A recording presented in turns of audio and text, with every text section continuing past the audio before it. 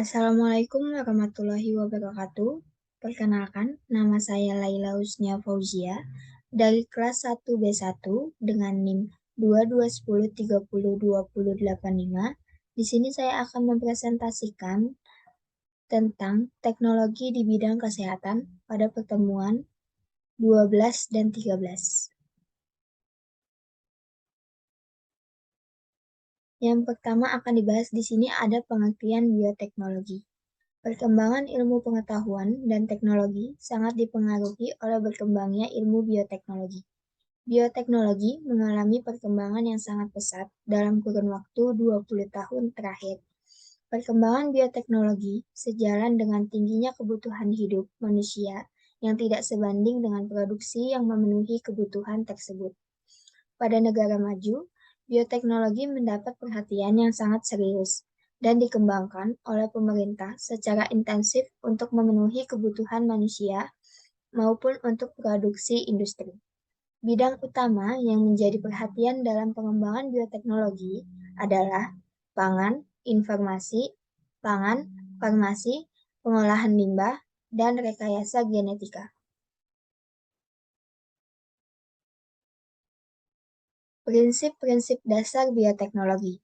Prinsip dasar bioteknologi adalah adanya agen biologis seperti mikroba, enzim, dan sel. Pendayagunaan teknologi untuk memanipulasi DNA, produk dan jasa yang diperoleh, serta penggunaan berbagai disiplin ilmu yang berkaitan dengan produk. Para ilmuwan memberikan batasan terkait bioteknologi, yaitu berkaitan dengan katalis biologi atau enzim untuk fungsi atau proses tertentu, penciptaan dengan memanfaatkan katalis, dan pemisahan atau pemurnian produk esensial atas produk yang dihasilkan.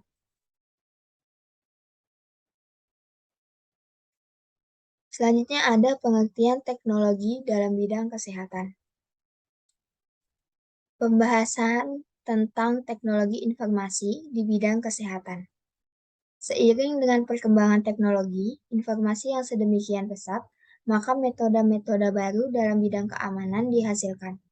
Metode-metode baru di bidang security, baik terhadap keamanan, transmisi data, maupun konten dari data terus dikembangkan untuk menghadapi serangan-serangan yang ditimbulkan sebagai dampak negatif dari pesatnya perkembangan teknologi informasi.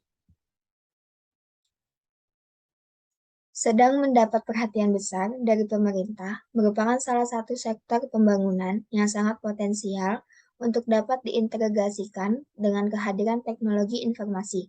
Salah satu contoh aplikasi teknologi informasi di bidang kesehatan adalah dengan mengimplementasikan suatu sistem jaringan kesehatan global dalam satu komunitas yang dapat berbasis pada local area network, metropolitan area network, maupun wide area network yang menghubungkan beberapa pinat pelayanan kesehatan seperti rumah sakit. Dengan kemajuan perkembangan rumah sakit di Indonesia, baik dari aspek administratif atau teknologi, maka proses pelayanan kesehatan di Indonesia dapat berlangsung secara efektif dan efisien. Untuk mengembangkan mutu rumah sakit, dibutuhkan beberapa fasilitas pendukung, di mana salah satu fasilitas pendukung tersebut adalah aplikasi teknologi informasi dalam bidang sistem informasi manajemen rumah sakit. Selanjutnya di sini ada hambatan dalam pelayanan kesehatan. Salah satu hambatan dalam pelayanan kesehatan pada suatu rumah sakit adalah pengolahan data pada rumah sakit yang mencakup data-data administratif dan fungsional secara efektif dan efisien. Untuk mengatasi hambatan dalam pelayanan kesehatan dalam rumah sakit, keberadaan teknologi informasi merupakan salah satu faktor penunjang untuk meningkatkan mutu pelayanan kesehatan. Yang merupakan tujuan bisnis proses dari suatu rumah sakit. Perencanaan suatu sistem informasi rumah sakit dilakukan dengan mempertimbangkan dua faktor yang informasi dan proses, yang berbasis pada struktur manajemen rumah sakit yang bersangkutan. Faktor-faktor di bidang kesehatan. Faktor lain yang tidak kalah penting untuk menjadi dasar pengembangan sistem informasi rumah sakit adalah faktor keamanan, baik keamanan terhadap transmisi data maupun keamanan terhadap isi informasi atau information content. Salah satu bagian yang sangat memfokuskan perhatiannya terhadap masalah keamanan sistem informasi di rumah sakit adalah bagian pelayanan medis atau YANMED. Data-data pada bagian ini berupa terbagi menjadi dua data utama, yaitu data hasil pemeriksaan dan data diagnosis, di mana kedua jenis data tersebut menyangkut hal-hal yang berhubungan dengan privasi pasien yang bersangkutan. Selanjutnya di sini ada teknologi di bidang kesehatan. Yang pertama, mempermudah tenaga medis dalam melakukan pertolongan kepada pasien. Kedua, penyimpanan dan perawatan data menjadi lebih mudah. Ketiga, alat pemasaran. Keempat, monitoring secara online. Kelima, menjangkau pasien lebih luas. Komponen teknologi di bidang kesehatan. Unit radiologi, yang merupakan salah satu komponen dari bagian pelayanan medis rumah sakit, menyajikan data-data multimedia, baik dalam bentuk still image maupun video. Data-data pada unit atau bagian radiologi dihasilkan melalui proses capture dari instrumen-instrumen radiologi tertentu, seperti computed tomography scan atau CT scan, ultrasonografi atau USG, dan lain-lain. Data-data ini kemudian akan digunakan oleh dokter atau praktisi medis sebagai dasar penegakan diagnosis maupun aktivitas pemeriksaan. Selanjutnya di sini ada struktur Health Information System. Yang pertama dari Health Information System Resource, kedua indicators, ketiga data source, keempat data management, kelima information products, dan yang terakhir dissemination and use.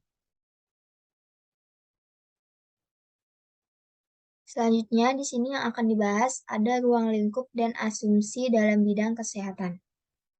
Ruang lingkup kerja yang akan penulis lakukan secara garis besar adalah sebagai berikut. Analisis format still image pada standar DICOM, studi tentang teknik-teknik digital watermark, analisis aplikasi salah satu metode digital watermark pada data still image DICOM, asumsi-asumsi dasar dari penyusunan makalah ini adalah A. Data radiologi merupakan data yang bersifat rahasia dengan mengacu pada kode etik kedokteran.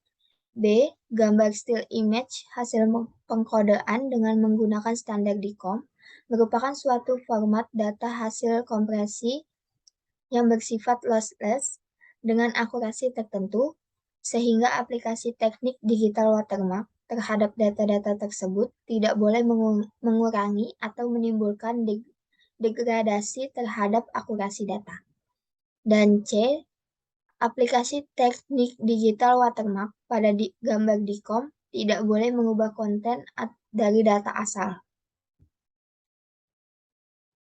Dan terakhir dari presentasi saya, ada kesimpulannya, yaitu bioteknologi secara umum bertujuan meningkatkan kualitas suatu organisme melalui aplikasi teknologi. Aplikasi teknologi tersebut dapat memodifikasi fungsi biologis suatu organisme dengan menambahkan gen dari organisme lain atau merekayasa gen pada organisme tersebut.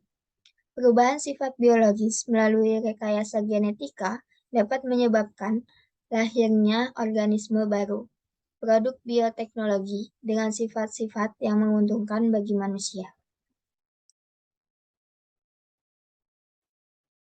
Sekian presentasi dari saya, kurang lebihnya mohon maaf. Wassalamualaikum warahmatullahi wabarakatuh.